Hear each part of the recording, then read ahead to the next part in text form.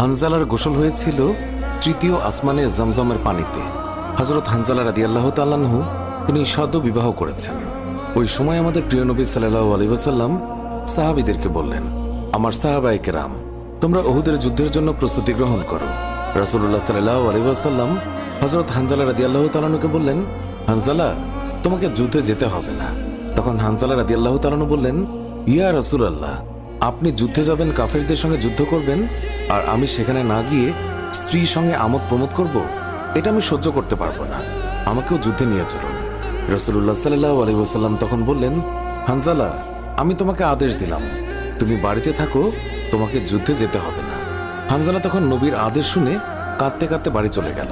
আমাদের প্রিয় নবী সাল্লাল্লাহু আলাইহি ওয়াসাল্লাম সাহাবীদেরকে নিয়ে যুদ্ধে চলে গেছেন।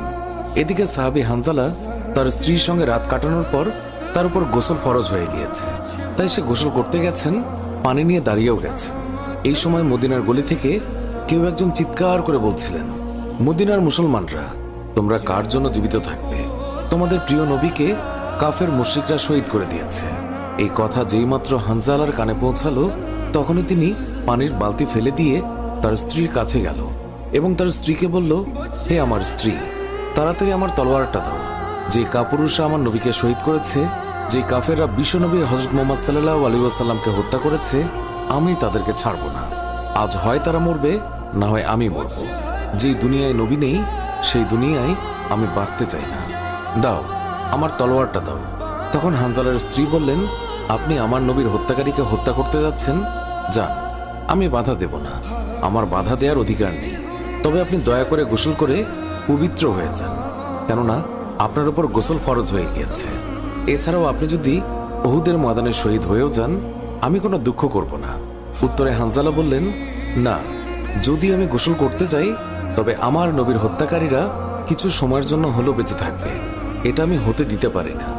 আমার যেই দুনিয়ায় আমার নবী বেঁচে নেই, ওই দুনিয়ার পানি দিয়ে আমি গোসল করতে পারি না। এই বলে তিনি তলোয়ার নিয়ে চলে গেলেন। উহুদের ময়দানে তিনি অনেক কাফেরকে হত্যা করলেন। একসময় যুদ্ধ করতে করতে তিনি শহীদ হয়ে গেলেন। যুদ্ধ শেষ হয়ে গেলে আল্লাহ রাসূল সাহাবীদেরকে বললেন, হে আমার সাহাবীরা, তোমরা যাও, গিয়ে দেখো আমার যে সকল সাহাবায়ে কেরাম শহীদ হয়েছে তাদের লাশ সংগ্রহ করো এবং তাদেরকে গোসলবিহীন দাফনের ব্যবস্থা করো। সকল শহীদের লাশ এনে এক জায়গায় রাখা হচ্ছে। নবীজি গুনে দেখলেন ৬৮টি লাশ রয়েছে, ২টি লাশ নেই। একজন তার চাচা হামজা রাদিয়াল্লাহু তাআলা আনহু, আর আরেকজন হানজালা রাদিয়াল্লাহু তাআলা আনহু।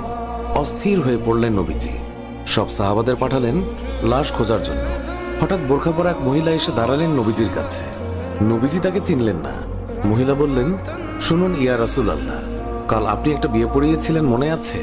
নবীজি বললেন, হ্যাঁ, আমি তো হানজালার বিয়ে পড়িয়েছি, যার বিয়ের খুশিতে আমি খুরমা খেজুর ছিটিয়েছিলাম। মহিলা বললেন, ইয়া রাসূলুল্লাহ, আমার হাতটা দেখেন, হাতের মেহেদি এখনো শুকায়নি। কাল বিকেলে বিয়ে হয়েছিল, আর রাতে উহুদের যুদ্ধের জন্য বের হয়ে যান হানজালা। ওনার উপর গোসল ফরজ হয়েছিল, কিন্তু উনি গোসল করে বের হতে পারেননি।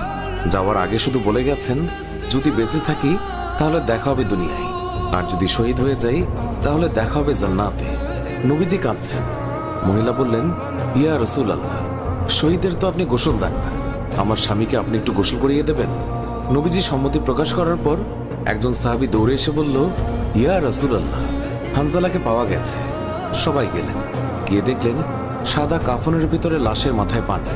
নবীজি হানজালার মাথায় হাত দিলেন। জিবরাইল আলাইহিস সালাম আসলেন নবীর কাছে, এসে বললেন, ইয়া রাসূলুল্লাহ, হানজালার কোরবানিতে আল্লাহ পাক এতটাই খুশি হয়েছে যে আমার বাহিনীকে আদেশ করলেন তাকে নিয়ে আসতে।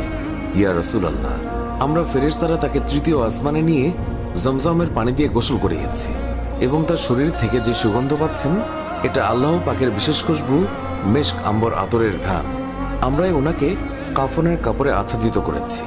আল্লাহ তার প্রিয় মানুষকে কি পরিমাণ ভালোবাসেন, কি পরিমাণ সম্মানিত করেন, তা আমাদের পক্ষে কল্পনা করাও সম্ভব নয়। শহীদগণকে গোসলবিহীন দাফন করা হয় কারণ কিয়ামতের ওই কঠিন দিন যখন মহান আল্লাহ রাব্বুল আলামিন বিচারের জন্য বসে যাবেন, তখন এই সাহাবায়ে কেরাম আল্লাহর সামনে দাঁড়িয়ে যাবে।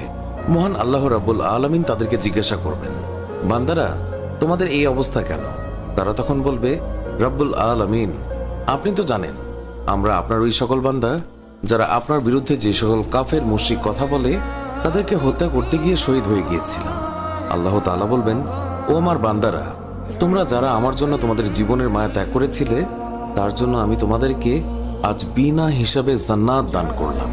সুবহানাল্লাহ। সুপ্রিয় দর্শক, এর সাথেই শেষ হচ্ছে এখনকার ভিডিওটি ভালো লাগলে লাইক দিন, আপনার প্রিয়জনদের মাঝে শেয়ার করুন। এখনকার মতো বিদায় নিচ্ছি, দেখা হবে নতুন কোনো ভিডিওতে। এতক্ষণ ধরে ভিডিওটি দেখার জন্য অনেক অনেক ধন্যবাদ।